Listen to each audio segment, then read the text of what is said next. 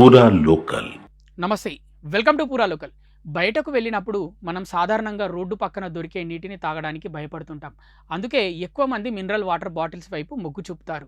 అవి శుభ్రంగా ఉంటాయని, ఆరోగ్యకరమని భావించి తాగుతుంటారు. కానీ తాజా అధ్యయనం తేల్చిన విషయాలు చూస్తే ఇకపై అలాంటి నీటిని తాగేవారు ఎవరైనా ఒకటికి 2 సార్లు ఆలోచించక తప్పదు.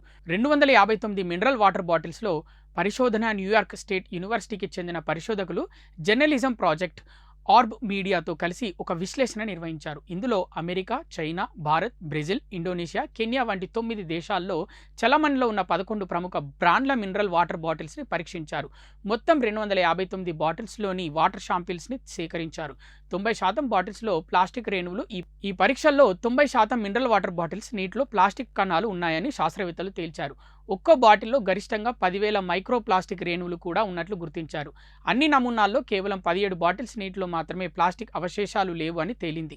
మినరల్ వాటర్ బాటిల్స్లో ఉండే నీరు మామూలు కుళాయి నీటితో పోల్చితే ఎక్కువ హానికరం కావచ్చని పరిశోధకులు హెచ్చరిస్తున్నారు.